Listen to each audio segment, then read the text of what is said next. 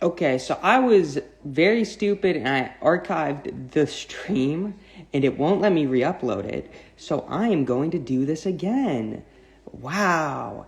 Everyone loves this. Also, I got my Youngkin sign. I got my Hawaiian shirt. So you know this is my show. I have 12% battery and I'm going to do this and I'm going to be very upset while doing this. I'm going to be mad. So, just deal with that. Because I hate doing things a second time. I never do things a second time. That's why I have such a great grade in all my classes. I always do it the first time and I always do it right. So let's do this. I'm going to get water later. I'm going to take an intermission after I'm done with this. So obviously, okay. So I guess where we want to start off is we have 20 safe states for the Republicans, 20 safe states for the Democrats. Colorado, Republicans haven't made up much ground there. Actually, I want to mess with this state real quick. Let's talk about that one rather than Rhode Island. Unpopular governor. Republicans, though, haven't invested much in it. Massachusetts and Maryland. Republicans governors, but seats look like they'll flip to the Democrats fairly easily. It's 30-point landslides, both states. Insane stuff, I know. So we'll go with the likely. All right, we'll go with the safe, but I just want to talk about them. So Texas, safe. Abbott, fairly popular, run a good campaign. Even with suburbanship, Beto did not run a great campaign. He didn't run a bad campaign, but he didn't run anything. He didn't run anything close to what he ran in 2018. And so I think he'll fall short. I don't think he'll end up winning at all. And I think Greg Abbott, in fact, will win by over 10. And I don't think there's even a chance, even if he falls below, let's say he wins by 8 or 9. There's not a chance I think he loses, really. So that one's safe. Florida, Ron DeSantis, extremely popular, and the polls have broken towards him. And this is a state that underestimates Republicans. Even if, let's say, it underestimates Democrats by 2, he'd still win by over 10. It is a safe Republican state in this cycle. Oklahoma, safe Republican, but I want to talk about it because Stitt is not the most popular, and some polling has shown him down or close. Still usually underestimates Republicans, although it's not an aggregate, yeah, I know for sure. It's just, it usually does. It's similar to Utah, actually. So that could be likely, but it'll probably be over 10.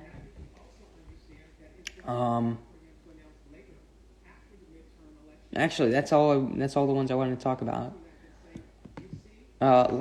Likely,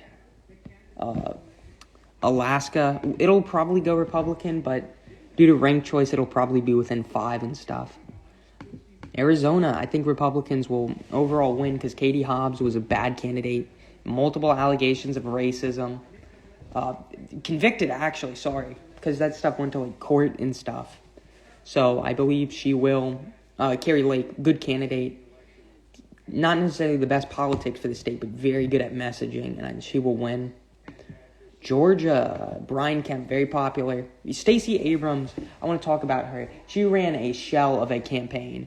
She is an election denier. She's unattractive. And what I mean by that is in politics, usually the more attractive candidate wins. Because you look at the governor, and you look at someone and you're like, yeah, I could see that person being the governor. You look at Brian Kemp, you could imagine him being the governor. You look at Stacey Abrams, she's a big woman. She's got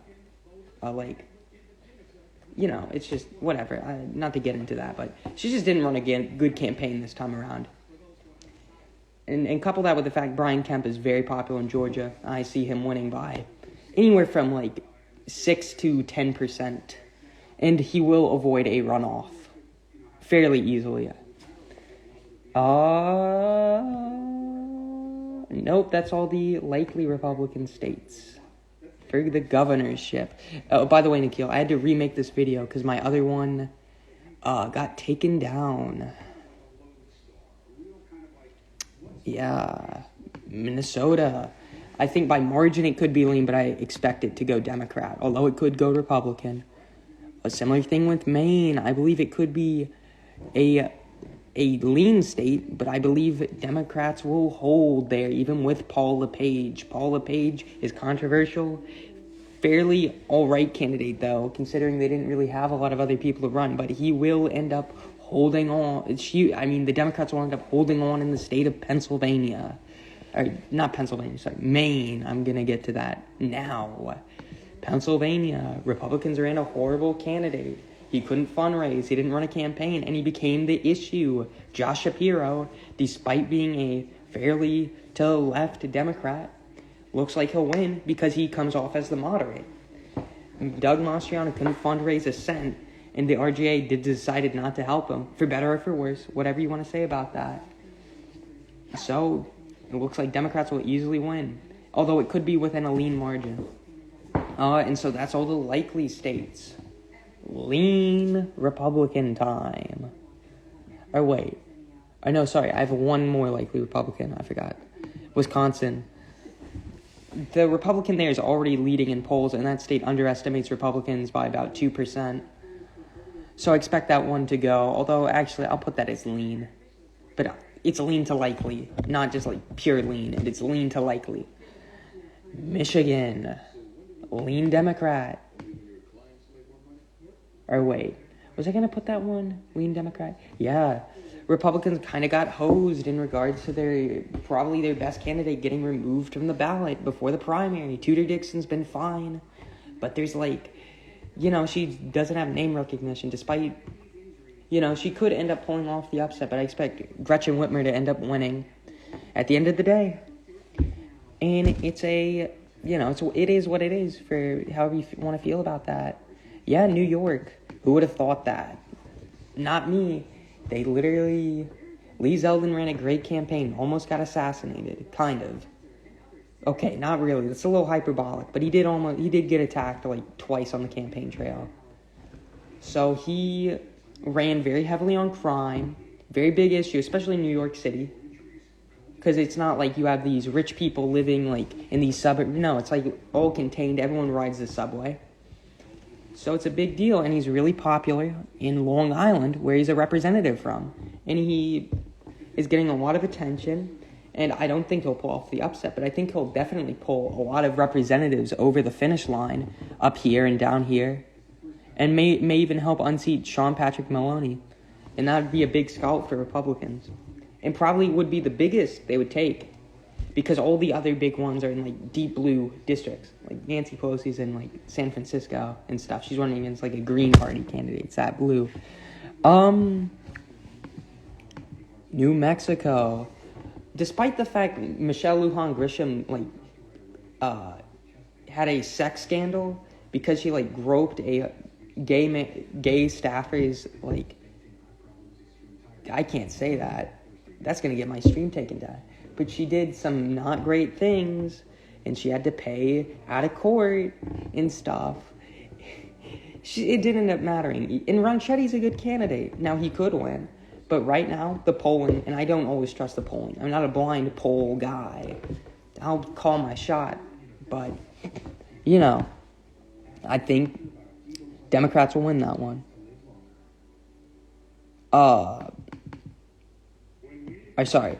I'll get back to that one. I think Joe Lombardo will end up winning fairly easily in the state of Nevada. Sorry, not fairly easily. He'll win. It's really surprising because Steve Sisolak really got hurt by shutting down the state during COVID, and that ended up killing the tourism industry. He couldn't even get the culinary union. The Democrats are in the union's pocket and vice versa. You literally don't get that, they march in lockstep, the culinary unions, and they didn't endorse him. In fact, they reminded some of their people that they had previously endorsed Joe Lombardo, who's a popular sheriff from Clark County, the largest county in the state.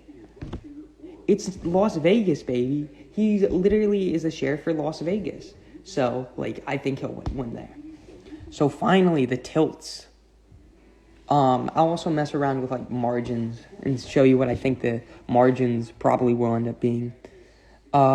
This one, I think this one will be tilt Republican, not a margin. I think margin is its lean to likely by margin if it ends up going Republican. But it's tilt Republican in regards to the fact that I think Republicans will win it, but I don't have a lot of data. I don't have a lot of early voting data. I don't have a lot of polling data. They barely poll the state. Both polls showed, or some of the polls showed Kelly ahead, incumbent, fairly popular, while some of them showed Smith ahead, but very few polls. I can't really make heads or tails of it. So I'm just going to take the L on that, if that ends up being wrong. And this is a crying shame for Republicans, was Oregon. They really thought they were going to have that one as a flip. But it appears that Betsy Johnson, independent support, has collapsed, and a lot of that's gone to Tina Kotek, despite Kate Brown being very unpopular. It looks like they will end up holding the state of Oregon. And it was really a last-minute thing. The last couple weeks of the election, Republicans were still up. They were up until about today, I think, was when it finally flipped. And that's not just me basing it off the polls. That's me also just basing it off of the logic that if Johnson's support is collapsing, assuming most of that goes to Kotek, I don't think Kristen Drazen will end up winning. And it's still going to be close. It could go anywhere from lean R to likely D. But right now it's tilt. It's tilt for me. But in regards to margin, I think what the map will look like is probably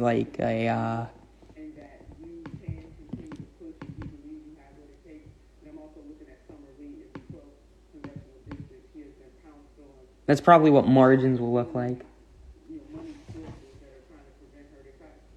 Right. Did I mess something up? No, I think I did well. But that's what margins will probably look like. Maybe margins will look like this.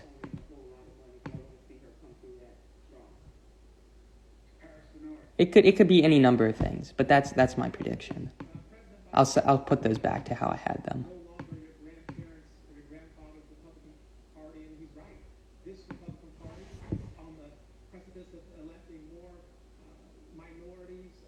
So true, Paris Dennard. I have News Nation. News Nation's very good. I'd endorse watching them. They're fairly, they're boring, but that's what I like about them. They just don't make me feel anything. Okay, so I just want to point out these two. So Lisa Murkowski, liberal Republican from Alaska. Kelly Tabashka, whatever, conservative Republican from Alaska. They're basically the only two running. So, and then runoff is for Georgia.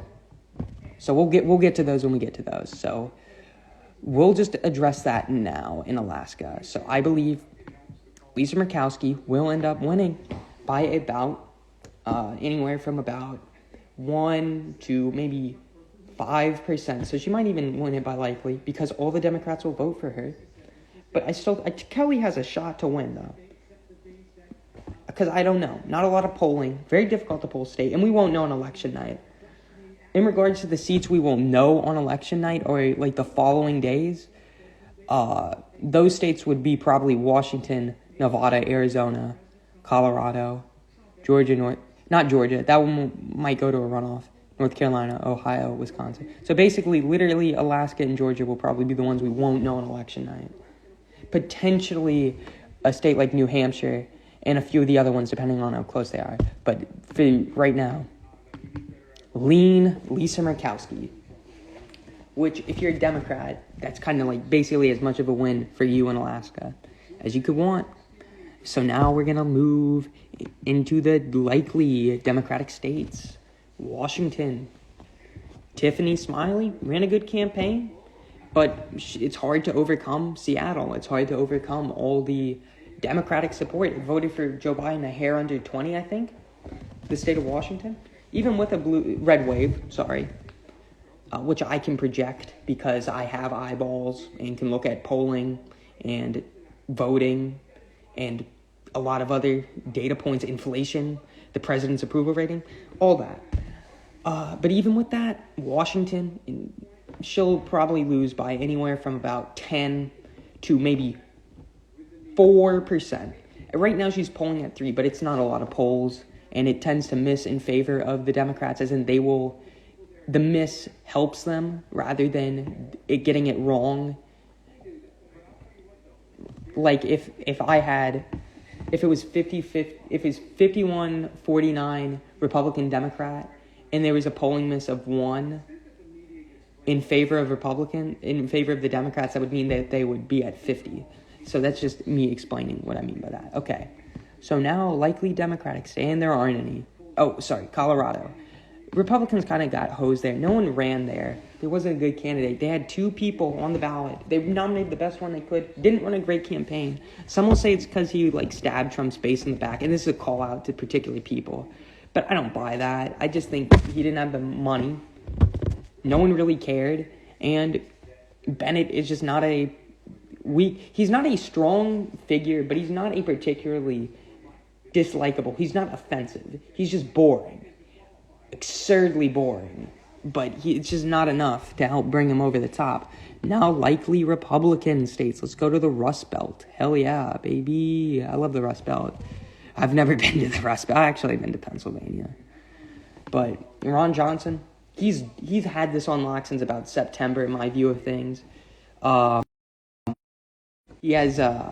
He's been a very good... Oh, it's election day now. Sweet.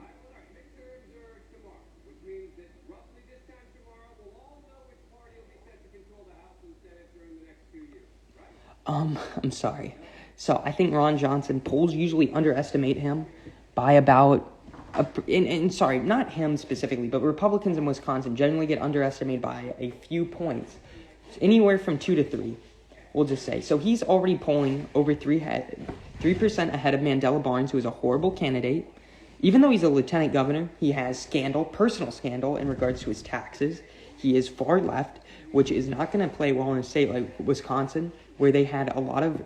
And he is part of that defunded the police. Even if he'll say, oh, I don't really say... He said it at the time in 2020, and he's going to pay the piper for that. And also Wisconsin basically had the last of the main race riots of that year in Waukesha. And so that runs deep. That place, even though it's a swing county, voted for Trump. I'm just saying, I don't think Democrats will end up winning the Senate there. And that's really bad for them because they had to make these seats competitive. I know I have a lot of Republican seats not filled in. Or sorry, these ones are Republican. But I left some unfilled in. These 3 unfilled in. But it's and they're already at 50, but they're already at 47, even without the unfilled in one, so... They really missed a lot of opportunities. And it's not even that they missed it. It just didn't materialize. They thought maybe they would make a state like Wisconsin competitive. They thought maybe they'd make some of these other ones competitive. And it just didn't materialize. So on to Ohio. Oh yeah, baby. Let's talk about this one. So you have this 20 years in Congress, normal-looking white guy. Ran for president, Tim Ryan. No one remembers that.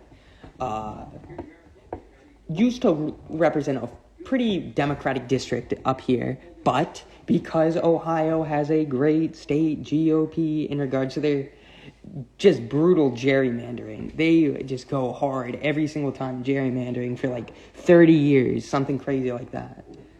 Republicans are going to, he didn't run for re-election because he was districted out. So instead he ran for the Senate. And for a while, it looked like it would be competitive in polling, even though I don't care about polling in Ohio because it's notoriously garbage since about 2014, which was the last red wave year. They get it wrong by anywhere from, let's just say 5% in favor of the Republicans. Republicans benefit a net 5 off polling error. They get 5 more than what the polling says usually. So I predict, and right now, J.D. Vance is polling at 8%, so that'd be a 13% win. I don't think that will happen. That could be a 16% win, but I don't think that will happen. I think Republicans will just win it fairly easily. They have a good governor there. Well, not a good governor, a popular governor.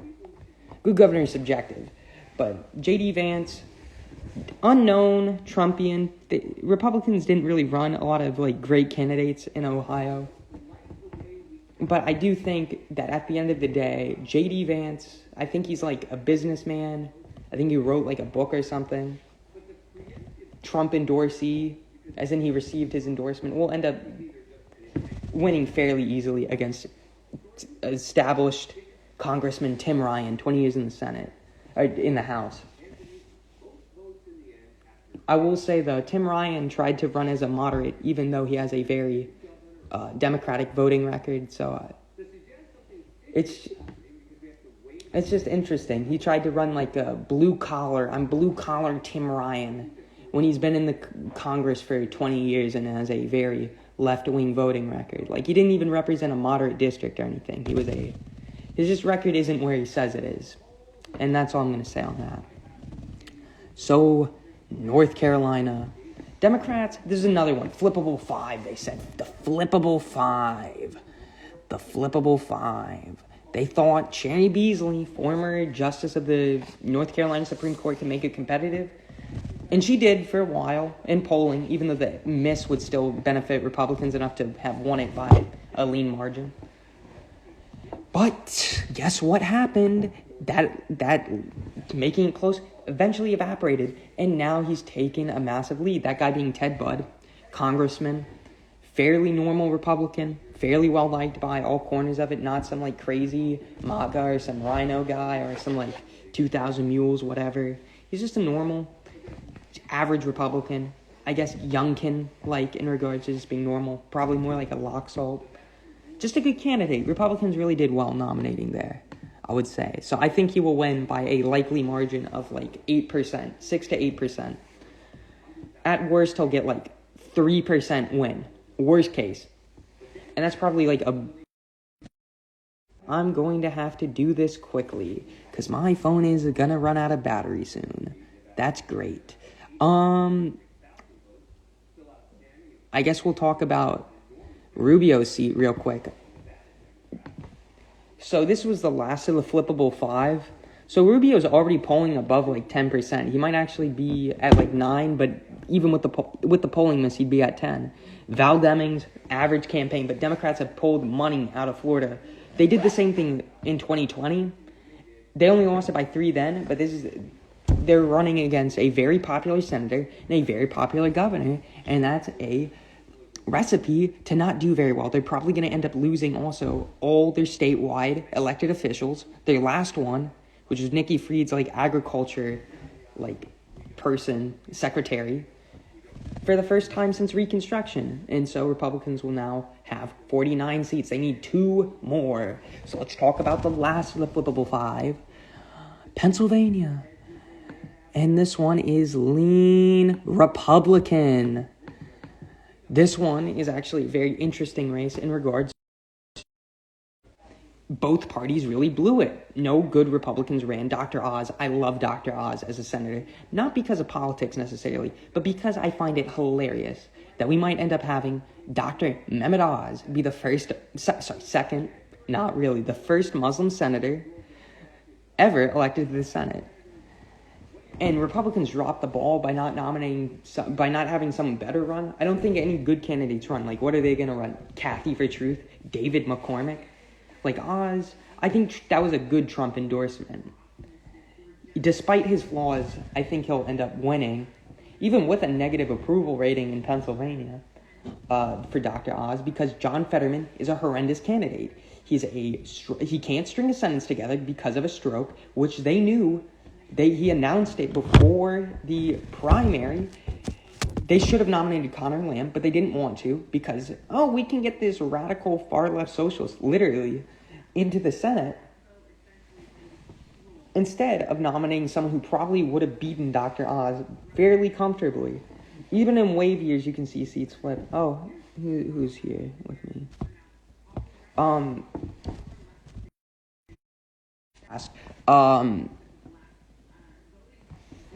Okay, I gotta figure out how to charge my phone real quick.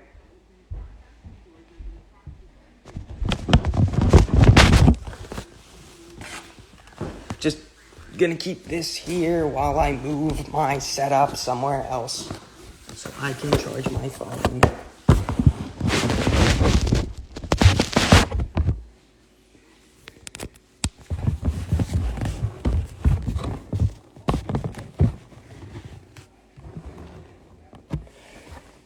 Okay, that I guess works. I think that actually, yeah, that works, actually. So let's do this, I guess, yeah. John Fetterman is a bad candidate, and really what sank him was the debate. He went from an 8% margin of victory, it looked like in August, which we thought would come down. We didn't know by how much. We thought he'd still be leading in polls. Be leading in the aggregate. I'm sorry, I'm gonna actually pull up the aggregate just to show you guys. RCP.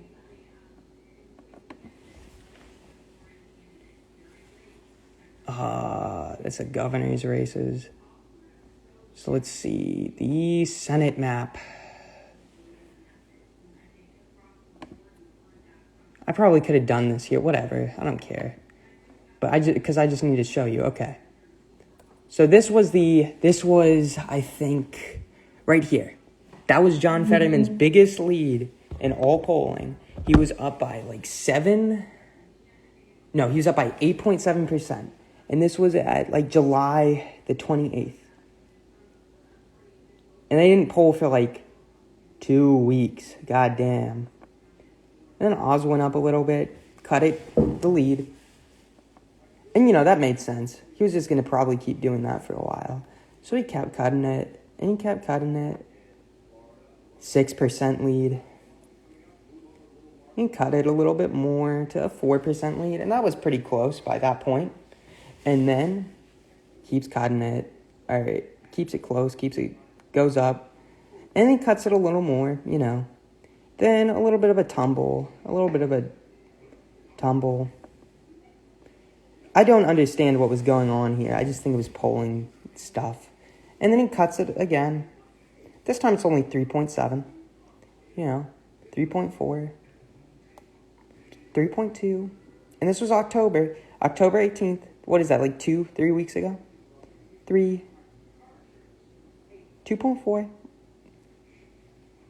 Yeah, it's like a little over 2 weeks ago. 2.3, 1.3. And that's definitely like 2 weeks. That's less than 2 weeks ago. 1.6, 1.3, 1.3, 0.3. And he has it jump out a little bit, gets a little bit of a cushion. Until like, what? Boop. Like 4 days ago, Dr. Oz finally takes his first lead in the polling aggregate. And just for more, he didn't even tie a single poll until like 3 weeks ago. And he didn't finally lead in one until like the 26th. So now he leads in the majority of the polls that have come out. And besides that, like, what is that? Marist? Yeah, that Marist College plus 6% poll. He's up by a little bit. And he's up by point. And again, I need to move this up, like, right here. That's the adjusted poll average when you take into account how this, like, underestimates the GOP by, like, 1.8. So I would say Oz will end up winning. And that's just a massive blow for the Democrats. Because what do I have this at now? Sorry. I now have this at 50 Republican seats. Meaning that Republicans, I project, will hold there will not be a Democratic flip of a Republican-held seat in this election. And I also project that no Republican incumbents will go down, although I could have projected that probably a month ago and have gotten that correct. So let's go up to a place, and I project that this will go tilt Democrat, tilt to lean. Republicans, I think they ran a weaker candidate, but I think Don Bolduc, who was their candidate, I think they should have nominated Chuck Morse. They had a late primary, which is probably screwing over Bolduc because he wasn't able to like unite the base and stuff as quickly. He's run a good campaign. He's attacked Hassan. He's made it super close. I'm sorry, I gotta pull that one up too, just to like show you. New Hampshire. New Hampshire. They had that projected red, but for a few, week or something. So Bolduc actually led in, 2 polls, which is crazy. Because he was down at, 10%, right after the primary. And we thought it was gone. And then, of course, it comes down a little bit because polling.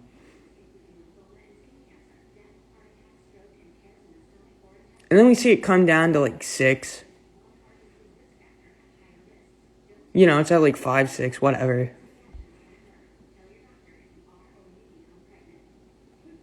Comes down to 4. And then finally, it becomes a little closer than what we thought. As in people who follow this stuff.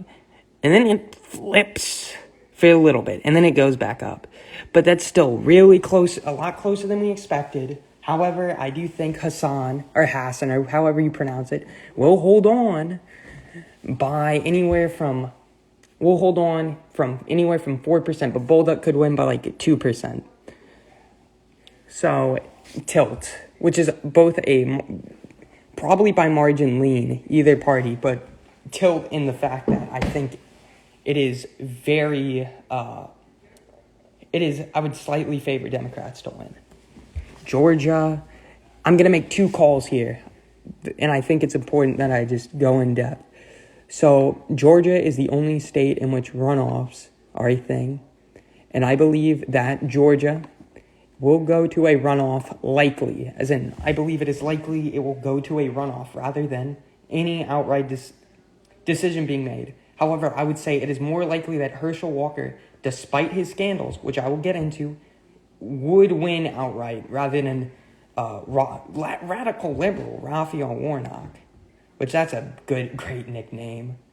God, Kelly Loeffler was awful. I'll be back. Short intermission for water.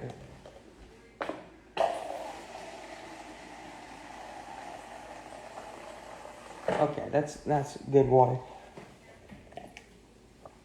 Yeah, so it looked like, and I'm someone who thought, okay, Walker was just dead after a massive scandal broke. He paid for a woman to have an abortion and might have had another one paid a woman to have an abortion. And I thought that would sink him. He went down in the polls after being close for a while. He actually led for a little bit, But I thought that would sink him. Well, let's look at what happened in RCP real quick again, just to show you what I'm talking about. Okay. So he leads in literally all but one massive outlier of a poll from freaking Survey USA. So this doesn't really matter until right around what? I'll scroll down a little bit more so we can see months and stuff. So September 8th, he takes his first aggregated lead and he carries that for 5 days. And then it's a 0 lead and then 0, 0, 0. And then Warnock, he gets a little bit of a lead. Expands a little bit. And scandal happens. Now, I think a large part of that drop was because of an outlier that was taken before the scandal. But then it drops and he's now sunk like a stone. Down 5.2%. I thought Warnock might even avoid a runoff. I thought Walker's best chance was to force a runoff and try to hope that Republicans retake the Senate without him, right? Well, okay. So here's where the crazy stuff happens. So then, give it what? What is this? October 8th. Well, in a week, 4 days, sorry, not even a full week, he's recovered a lot of that lost support. Fast forward another week. Just about, yeah. He's pulled it to within 3, and Warnock begins his own dive down. And he pulls it within 1. 2 weeks later. Yeah. almost 2 full weeks later, he's already pulled it within 1. The scandal basically didn't matter. And I think the thing about the scandal was that he had a family drama thing where his son, called him out, you didn't love me, you weren't there for me, you were a deadbeat, which is neither here nor there. I mean, Warnock isn't the most moral person either if you look into his history with his wife. Ex-wife, maybe? I can't remember, but, this isn't, I'm not going to defend anyone. This is not a highbrow Senate race between Warnock and Walker. Both are very personally flawed people who probably shouldn't be in the United States Senate. Warnock benefits from being a fairly appealing-looking black pastor, so he gives off better vibes. Walker is famous because he played college football at UGA and played in the NFL, so he would actually be a member of the Football Man Caucus, which is a made-up thing of just people who play in the NFL who are senators and congressmen anyway. So by October 22nd, he retakes an aggregated lead for the first time before, and it's actually a pretty big lead in the following days, as Warnock riding the previous high from the scandal, has basically all but collapsed. And that's where he just about bottoms out, I think. And then, we have where it is today, which is both are surging a bit, as it looks like any third-party supporter undecideds are making up their mind, but it looks like Walker will probably end up outpacing him. So he will win the first round, but it will still go to a runoff, likely, although he is still projected. If anyone wins on election night, I would bet money that it would be Walker over Warnock. Even though, again, Walker, horrible candidate, not a smart guy. Fetterman's literally had a stroke and can't speak. But that's neither here nor there. Or actually, no, I do want to talk about that in regards to Pennsylvania, is that it is actually important to be able to speak as a senator because it is the parliamentary chamber. It is a more parliamentarian chamber in our republic. You have to be able to debate in the Senate. It's almost a requirement because of how it is set up.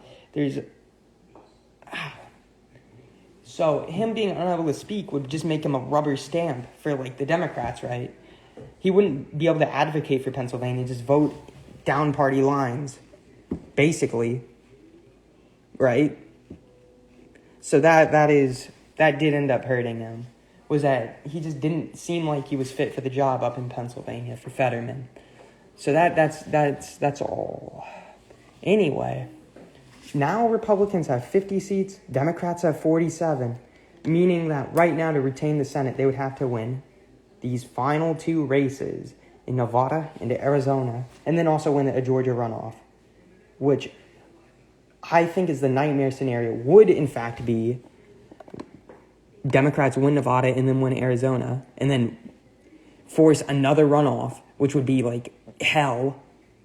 But that's not what I'm projecting, so don't worry about that. What I think will happen is that Democrats will lose Nevada. John Ralston, and I'll put that as tilt. John Ralston, I think he's a good at predicting it, but he's also still a biased Democrat at the end of the day. He's making his prediction that Laxalt will lose, but Lombardo will win based off basically vibes and his own personal opinion, which he's in the past been wrong about Laxalt in races.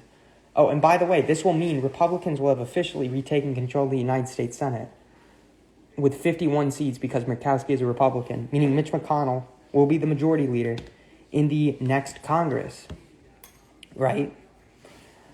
So, with that being said, Laxalt was basically Republicans' only shot at flipping this because he's their only bench. They have such a weak bench in Nevada.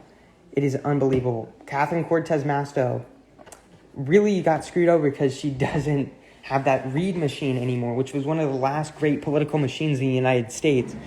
And now that Harry Reid's dead and the Democrats are being run in Nevada by a completely different group of DSA people who are incompetent, not very smart, Culinary Union, didn't endorse the Dems. They actually might have endorsed Mostow, but, it's not like Reed where they would just so,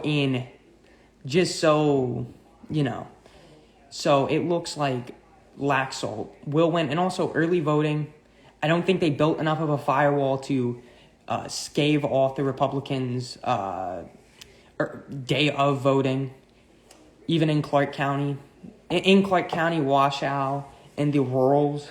So I think Republicans will, in fact, be able to retake the Senate. However, I need to point out that they will not retake it on election night, as Alaska, or actually, they'll technically, Alaska, actually, wait, no, Republicans will retake it because there is no Democrat running in Alaska. So they'll win it either way on election night, I think.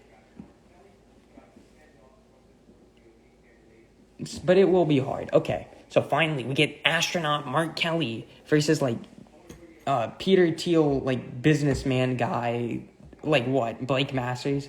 Kind of looks like... Democrats will say he has bad looks. Republicans will say he looks like Caesar. He's a interesting looking guy. That Blake Masters, tall.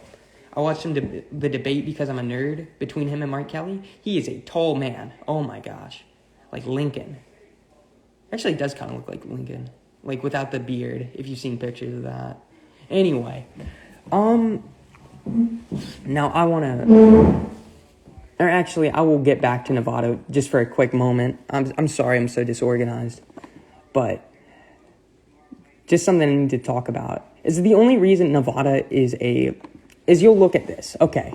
Laxalt up by 2.7. Okay, you'd think, okay, he's going to win easily. No, because here's the thing. Nevada is the only state that consistently underestimates the Democrats and overestimates Republicans. Except, by mere luck, he happens to have, it looks like he'll end up being able to stave that off in this cycle. It looks like it'll in fact not be enough to deliver the Democrats the win, which is why I'm putting it tilt, because I don't think they'll. And he's led since about September 14th. And he's still led for almost that entire period.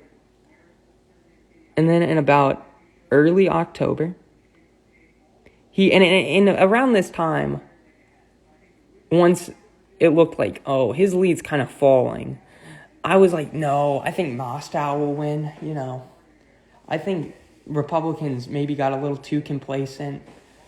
And then she finally, pulled them to, 0.3. I was like, yeah, she's probably going to win. And you look at that valley, that valley right there, that blue valley. That was yeah, that looks like they'll probably end up winning. But then this happened. Woo! She fell, hard. All the way down to 45, just about. And he's all the way up at 47. So we'll take a look at 2016, I think it was, just to make sure I'm not getting anything fluky on this one. But the last poll, heck, only was at 45.5.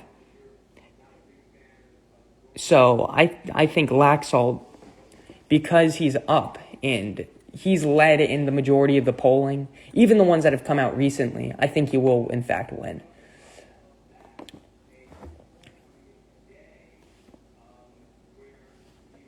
Now, let's see this race. So this is what I was talking about. Oh, there's a new one that shows Masters in the lead.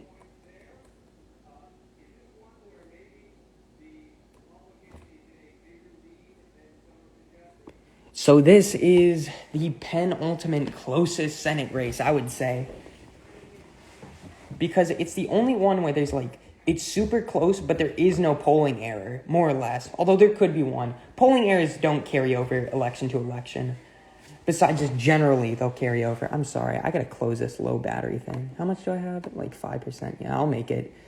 So it looks like Republicans could flip it. I think I don't know. I go back and forth on this, but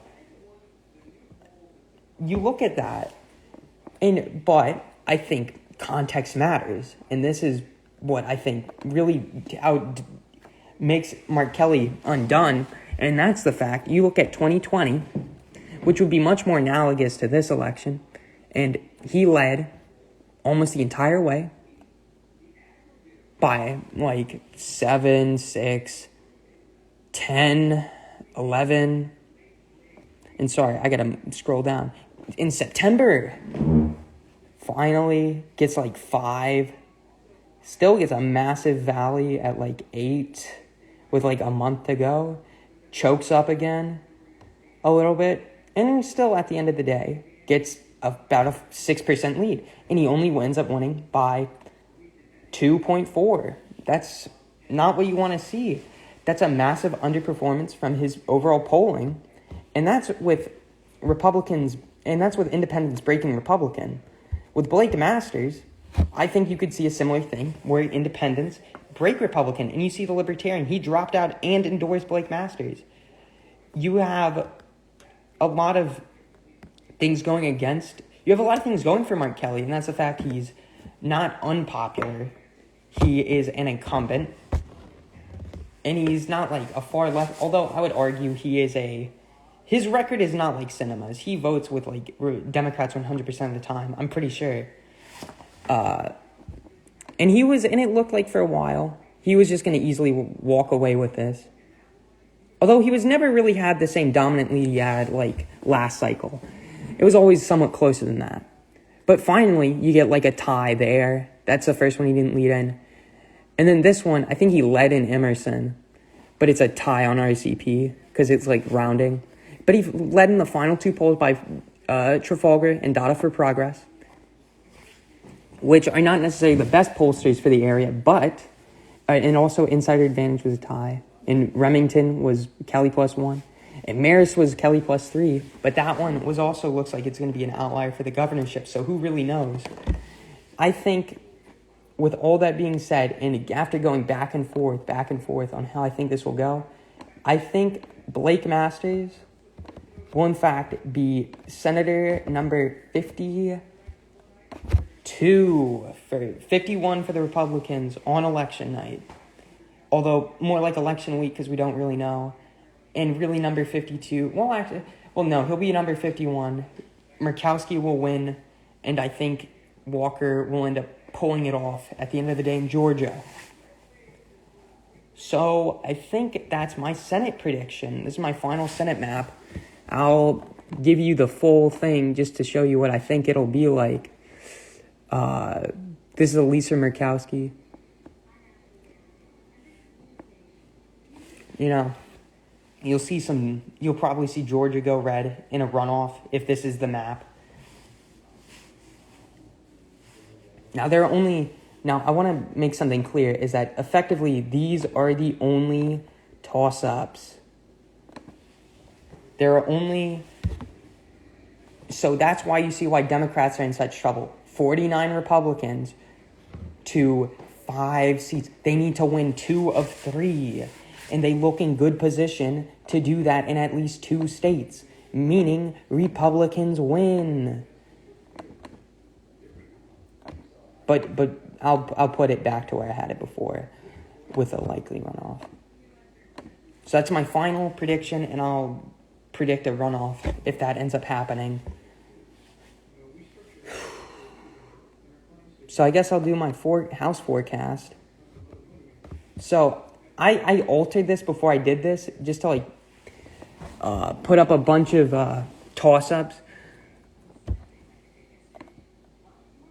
Alabama.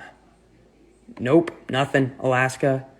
That one's going to go Democratic, even though it's a blue state. Red state. Republicans cannibalized each other in that state, and Mary Pallotta looks like she's been good for her constituents. So she'll win. Sarah Palin, not popular. Nick Begich, but they're infighting like hell, so it looks like Democrats, despite a red wave everywhere else, will win. Also ranked choice voting. Arizona. Oh, shoot. I forgot to do stuff with this one.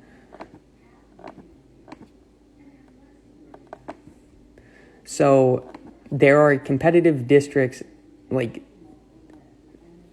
Republicans kind of got away with a little bit of a gerrymander. I'll be back.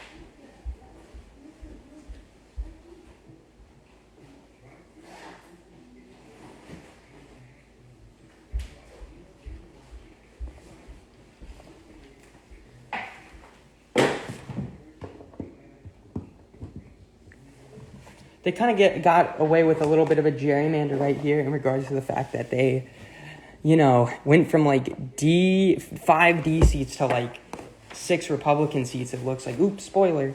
I'll go and look at each one. David Schweikert, Biden won the district, but this is a red favorable year. So I expect him to win by about, I don't know, let's say 3 to 4%.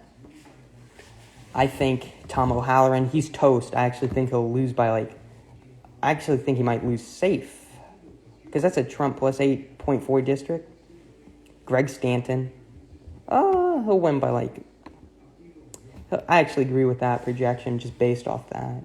Actually, I'm going to move that a little down just because it's a wave year. And Ann Kirkpatrick, because she's not running, it's likely R. So that's Arizona. That's my Arizona project. Wait. Did I fuck up something? Oh, I messed up Schweikert, I think. No? Oh. That looks weird. No, I was right.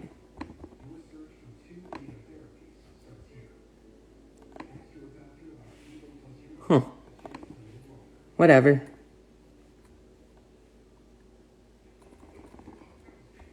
God, this is a horrible stream.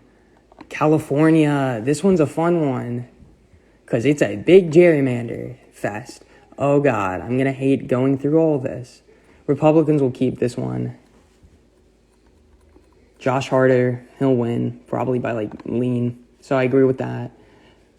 John Duarte. I've heard conflicting things. That I'm tentative to put this at lean. No, I'm lean Democrat. Because I've heard not great things in that Biden margin. I don't know. That's not going to be enough. So it looks like it'll be lean. I think David Valadao. I agree with the projection of Tilt. He has a good name recognition. I've heard Rudy Salas isn't that great.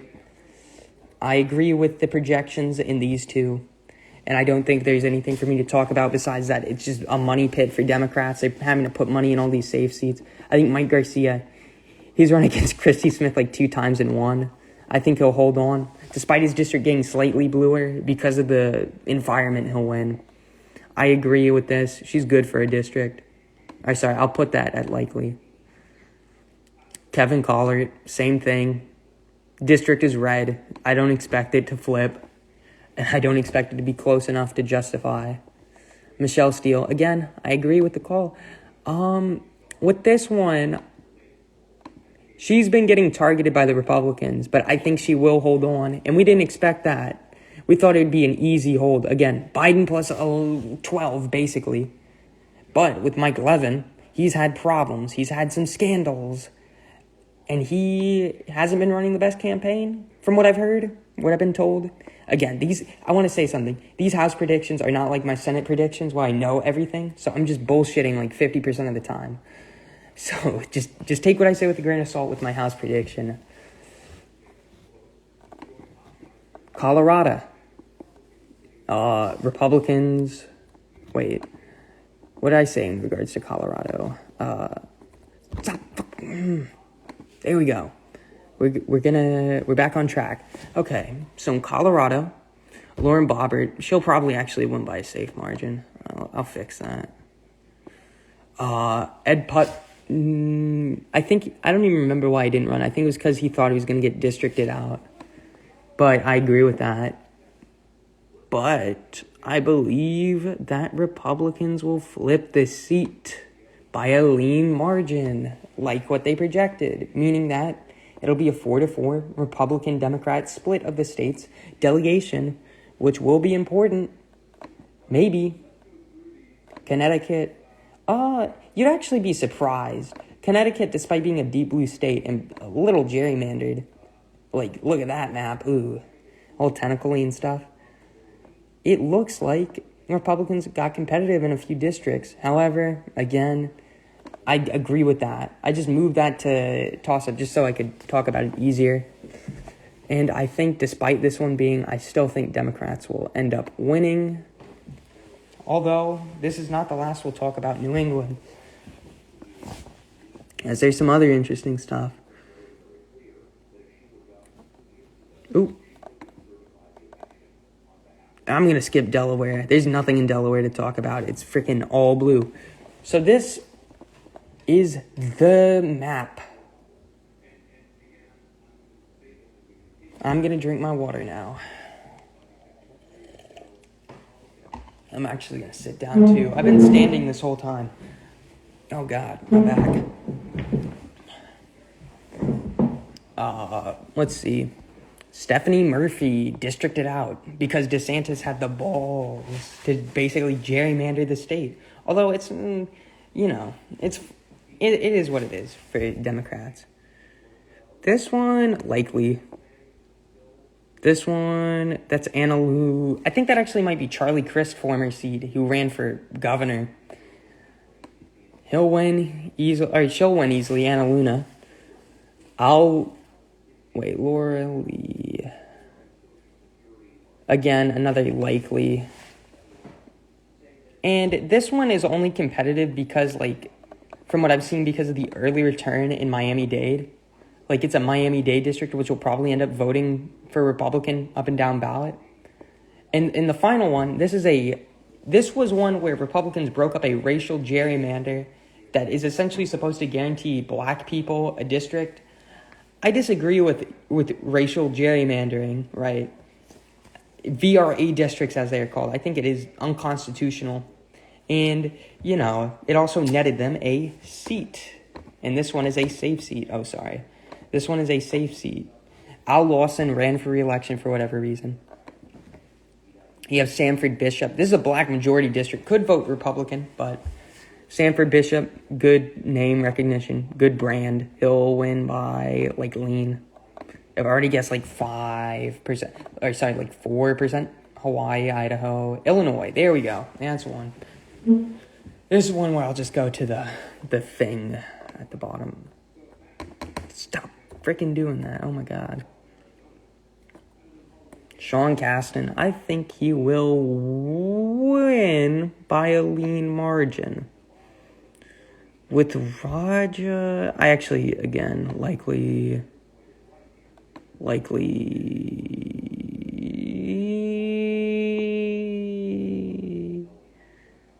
Yeah, I'll keep that lean.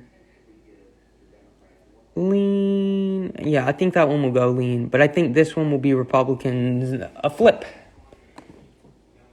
So they'll actually lose a seat there because of a vicious gerrymander. Although they could flip that seat, in which case it'd be a wash. Although they could flip these two.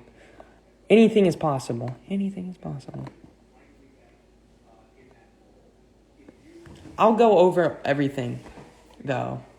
So a lot of these races I don't know enough about to talk, in detail. So if my commentary is lackluster, that's why. So this one should be a Democratic district. Let's actually go down to the thing. Republicans passed up a chance to gerrymander it out. But Frank Mervan decided to be a not very smart person and dug into his opponent's military records. And guess what he found? She found some very traumatic things that happened to Jennifer Ruth Green. And that makes him look like a not great guy. Because, those things, which I'm not allowed to say on live stream because I'd get it taken down, are very traumatic. And not what he was looking to expose. It makes him look like a massive douche. So he's going to lose. It is also close before that. And Republicans put money in there. So, yeah. Iowa. I think, again, I got to scroll down because I think she won by the closest margin of anyone last year. But I do agree it is a likely.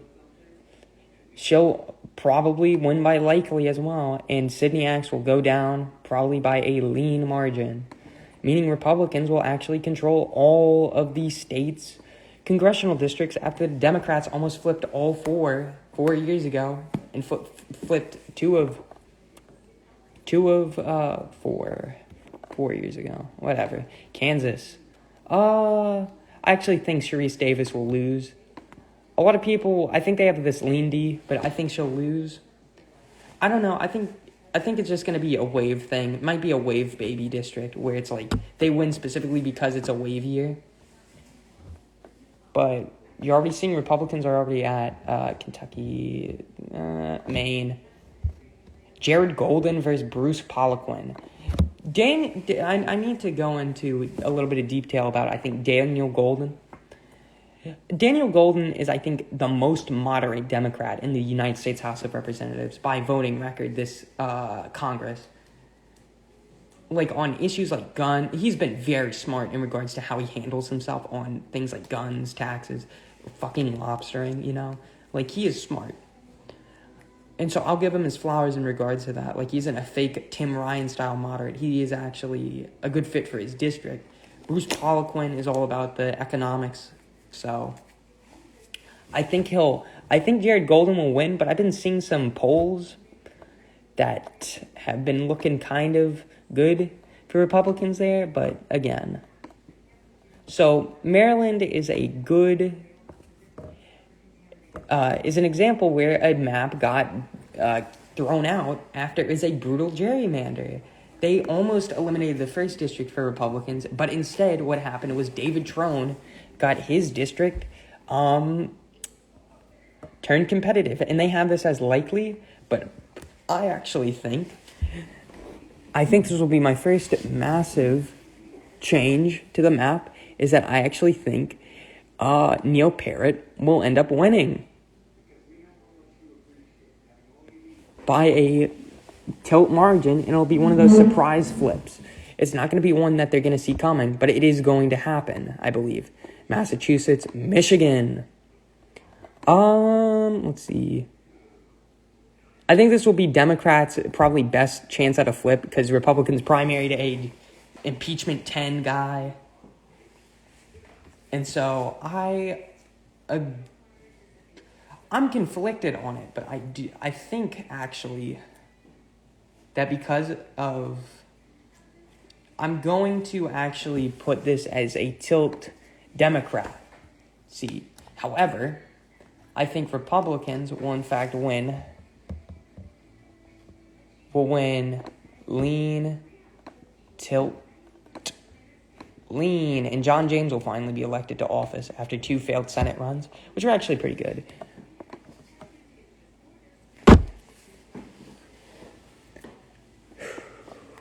Although, I actually might move Kildee to... Yeah, I'm going to move Kildee to tilt D. But this will be, I think, Democrats' first true flip. Actually, I think I might... I'm really conflicted on Kildee, but I'm going to keep him... I'm going to keep him lean, tilt R because of environment, and also I think the map looks better. Sue me. Sue me for deciding. Bruh, I forgot about Minnesota. I forgot to mess with their map. It still doesn't matter. He'll probably actually win by a safe margin.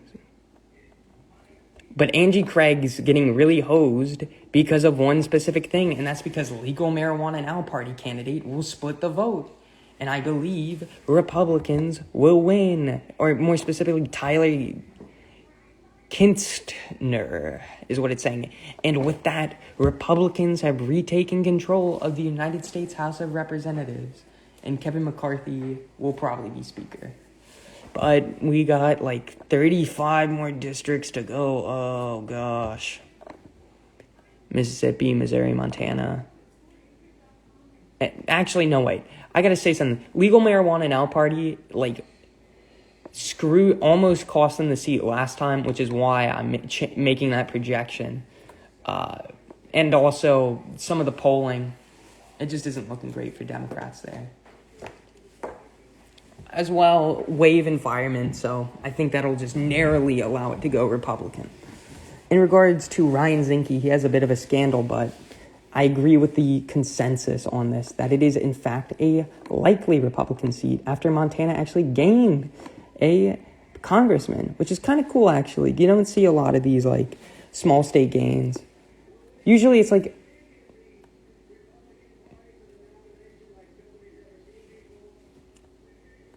Trump, like, almost announced he was running for president again, but luckily didn't for Republicans. Don Bacon, really well liked. What is this? I'm actually going to put this as likely. He's just that well liked. Wait, that's a Biden +6. I'm still going to put that likely because he's really liked. He won easily when Biden won his district by like 10, so it's like, I don't care.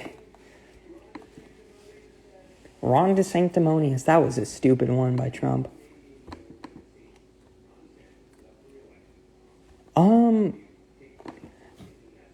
Actually, wait, I can just scroll all the way down. Democrats screwed themselves over in redistricting by creating one of the biggest dummy manders of all time. I can't believe they actually did this. They literally unpacked Las Vegas. And in fairness, some of these districts were like technically are districts. But it looks like Diana Titus will go down, lean. Susie Lee won't also go down, lean, meaning Republicans will have basically negated the purpose of trying to create these new, like, seats. Although in the future, it'll probably be better. Although with trends in Nevada, by cracking Clark County, it's going to probably backfire. Stephen Horsford, though, will hold on because from what I'm hearing, Republicans haven't been funding St. Peter's. And so it'll likely be... Wait, what does that do? Okay, so that just takes me to the...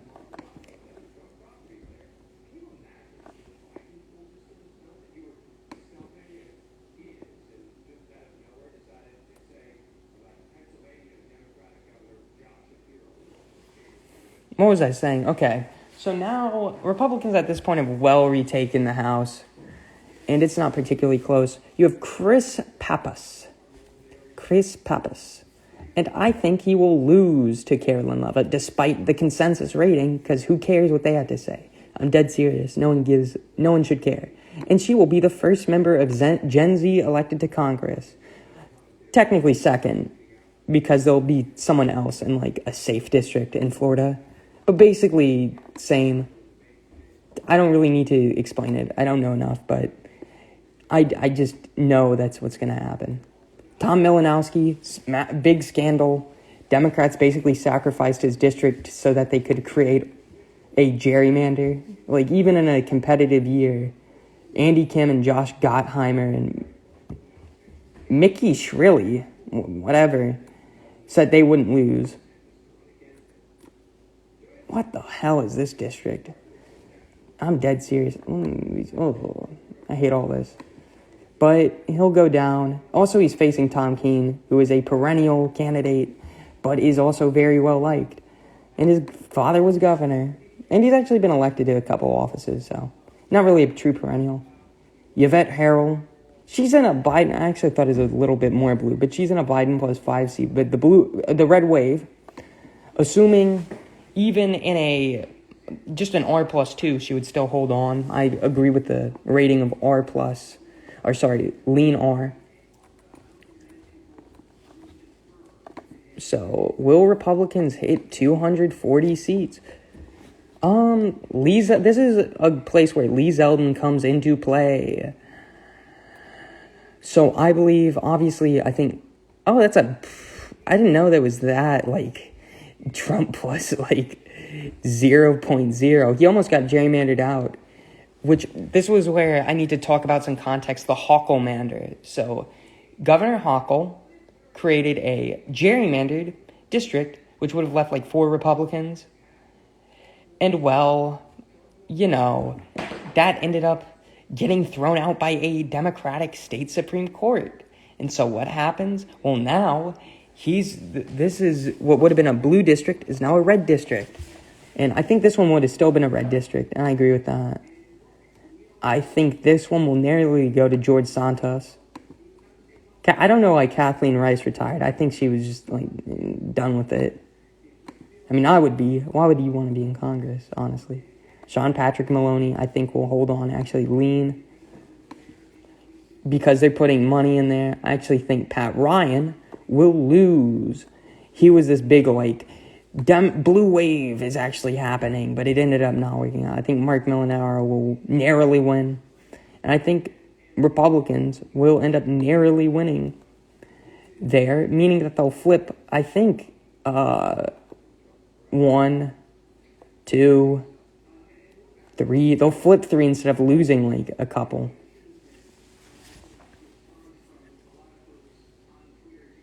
So, actually, Republicans and Democrats will both lose 1.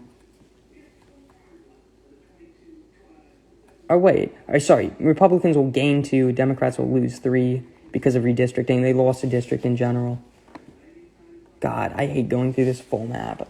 But as you can see, Republicans still have a shot at 250. Sorry, I gotta get to North Carolina now. So Republicans almost gerrymandered this one as well. However, due to having like a 4-3 Democrat Supreme Court majority in the state, they ended up throwing the map out again. But I do believe that after this election, the new Republican state Supreme Court will probably throw this one out or allow them to redo the gerrymander. So it'll all be for naught. And I think Bo Hines will win by, like, lean. And Democrats will gain a seat. So I actually just agree with the projections again. Ohio. J.R. Majewski got thrown under the bus big time. I'll get to that in a second.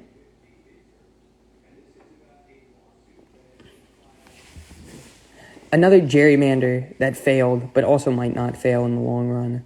So Steve Schabas, he ended up getting, but he's just an institution in his district. He's been in Congress longer. He had like a gap year because of Obama 2008. Marcy Kaptur's been there forever though. But I believe she will go down to J.R. Majewski, even though he got funding pulled because of a scandal that I don't think will end up mattering enough to deter his voters from voting for him. Anthony Gonzalez, Football Man Caucus retired, impeachment 10. I agree with the projection. Republicans will gain a seat, and Democrats will lose 2 seats in the state of Ohio. And again, 6 away from that 240, which is a very good amount. Oklahoma. They already have that. Oregon. Let's see. Peter DeFazio. 8. Oh my gosh. He's retiring though. I think still lean D. Kurt Schrader. They primaried him for some crazy freaking lady socialist, whatever. And it's a moderate district. I think it'll just barely stay. And I think this one will also be... So I actually, again, agree with their projection here. Although I do think in the 6th, flip it. I can't be quite sure. Pennsylvania, this one's fairly easy. I do want to talk about the 12th in a second, but I'll get into that. Brian Fitzpatrick, easy win. Susan Wild, I think she'll lose by a lean margin. Even though it's a Biden district, I think it is white working class and... Oh, Iris joined? I believe that it is a white working class district and it's not enough to... She has no padding to stop a wave, so she'll be washed out. Cartwright, likewise. Now, you see here, in the 12th district, Mike Doyle, and there's the GOP nominee is named Mike Doyle, and he's actually a politician there. And because of that, it'll probably be a lot closer than it should be.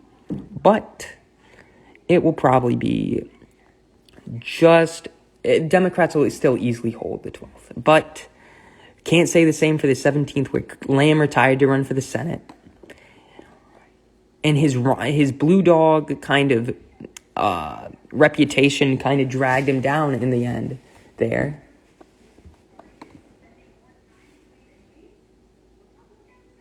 What the fuck?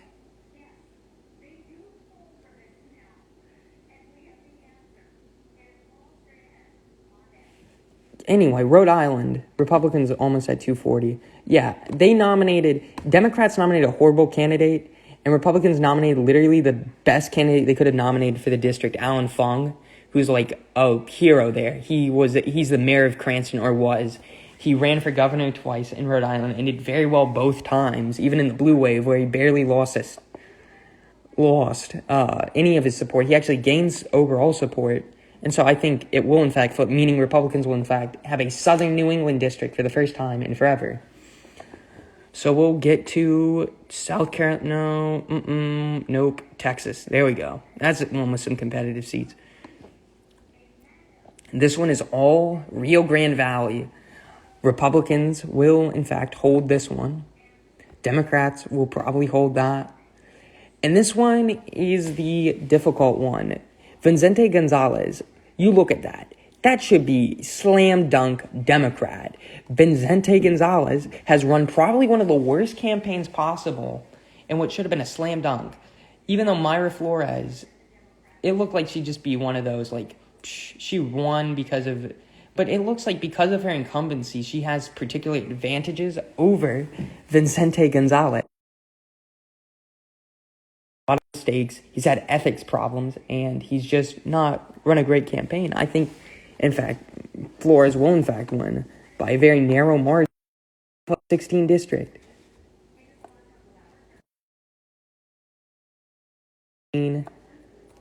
2 seats. Which is actually on point with the consensus. They'll actually hold all their seats. Again, Republicans could also win the 28th. And anyway, Republicans have now crossed the threshold. So this one is kind of enigmatic. Or people have said it's enigmatic of what could... If Elaine Luria loses, if Elaine Luria wins, it would be a good night for Democrats, but I still think she'll lose. Jen Kiggins is a very good candidate in regards to the fact that she's already been elected to office. She's like a state senator. She is fairly good for her district. And Elaine Luria just doesn't have much of a cushion, especially in an ancestral Republican area like Virginia Beach. Abigail Spanberger, actually, all aware of, because they blanket the freaking airwaves every single day. I'm trying to watch like football or something, and it's every single ad is something about like Venga said women can't be pregnant from whatever. You know what I'm talking about. It's obnoxious. Even though Spanberger is a good candidate, I think the red and Jennifer Wexton, she'll win, but by less than expected, because Hung Kao's a good candidate. Jennifer Wexton is so-so. That's all I'm going to say. Washington. I think Kim Schreier will... What do I think Kim Schreier will... I think she'll lose. I'm just going off my gut on that one, but I think she'll lose. I'm not even going to give a reason. I think Tiffany Smiley, Wisconsin, this is the final one. This one's an easy flip, probably the easiest flip for Republicans all night. And that is Ron Kind's district, where he retired. It's R+5. Safe.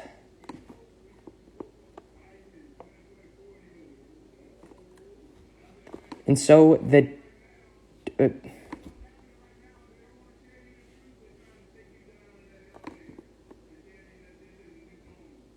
So this is my prediction, my projections, whatever you want to call it. And so I believe this is what the 118th Congress will look like this. The United States Senate.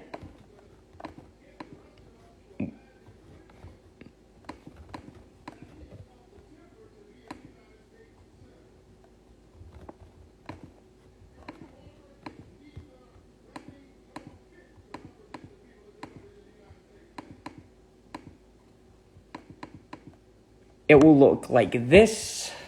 That will be the next Senate. And this will be the next governors. And this isn't me changing the ratings. This is just me making it look all pretty in uniform.